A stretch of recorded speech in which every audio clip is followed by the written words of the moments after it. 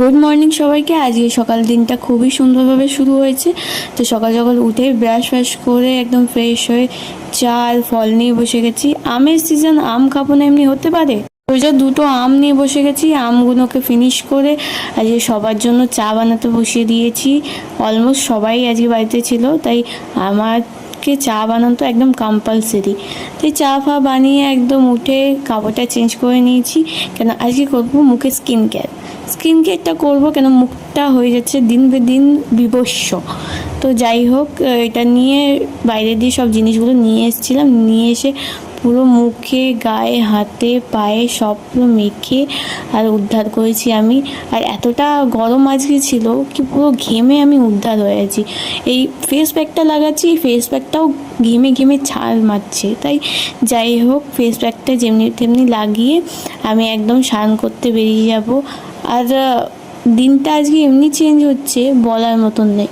কখনো বৃষ্টি হচ্ছে, কখনো মেঘ করছে, কখনো খুবই রোদ্দুর হয়ে যাচ্ছে, খুবই গরমও লাগছে।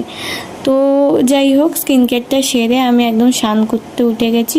স্নান করে দেখতেই পাচ্ছ একদম ফ্রেশ হয়ে বাড়িতে এসে গেছে। আর এটাকে আমায় অ্যাফোর্ড করো, কেন এটা আমার মুখে কী জানি হয়েছে জানি না, বাট হালকা হালকা যা ট্যান ছিল সেইগুলো বেরিয়ে। তারপরে একদম স্কিন কেয়ার নিয়ে বসে গেছি। স্কিন কেয়ারটা একদম কমপ্লিট করে আজকে বারান্দায় ঢুকে গেছি, কেন বারান্দা আমার নামে। আর বারান্দার মধ্যে আজকে আমি কুড়াপাতি জিনিস করব।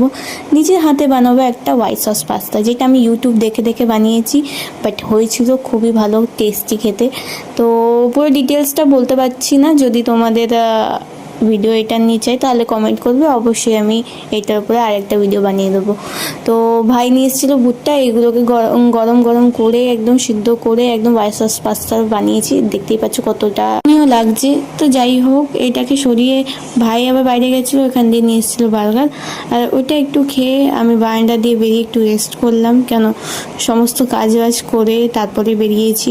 আর মা দিয়ে দিয়েছিল প্রসাদ। তারপর আমার সঙ্গসাথী এতদিন পর এসেছে, একটু বেরোবো না সেটা হতে পারে? তো দুজনে একটু কেমেন্টেসে গিয়ে ও একটু কোল্ড ড্রিঙ্ক খেলো আর আমি একটু চা খেলাম। খেয়ে আর সোজা বাইরের দিকে হাঁটা মারলাম।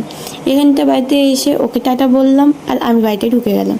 বাড়িতে ঢোকার পরে কী করবো না বুঝবে, কাপড় ফাপড় চেঞ্জ করে আমি আমার ভাই দুজনে খেতে বসে গেলাম। সারাতেও কানে ব্যথা নিয়ে এদিক ওদিক ছটফট করছিল, তাই ওকে নিয়ে বসেছিলাম খাওয়াতে, আর নিজেও খেলাম। ও তো পাস্তাটা খুব ভালো লাগলো। তো আজকে ভিডিও এইটুকুনি, আবার দেখা হবে নেক্সট ভিডিওতে। টাটা সবাইকে।